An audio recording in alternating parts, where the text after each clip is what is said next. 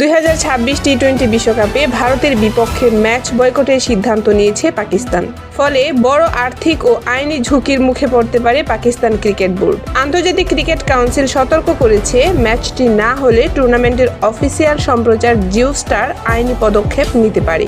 পাকিস্তান সরকারের নির্দেশে 15 ফেব্রুয়ারি কলম্বোয় ভারত-পাকিস্তান ম্যাচে না খেলার সিদ্ধান্ত নেয় পিসিবি।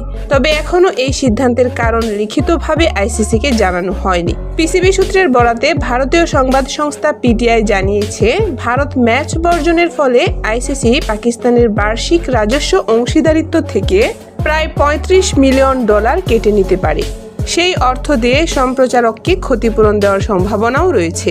পিটিআইকে পিসিবি সূত্র জানিয়েছে, পাকিস্তান যদি অবস্থান পরিবর্তন না করে তাহলে শুধু আর্থিক জরিমানাই নয়, সম্প্রচারকের পক্ষ থেকে মামলার মুখেও পড়তে পারে। আইসিসির ডিসপিউট রেজুলেশন কমিটিতে গেলেও পিসিবির পক্ষে সুবিধা পাওয়ার সম্ভাবনা কম। 4 বছরের সম্প্রচার চুক্তিতে ভারত পাকিস্তান ম্যাচগুলোকে বড় আকর্ষণ হিসেবে ধরে অর্থ প্রদান করা হয়েছিল।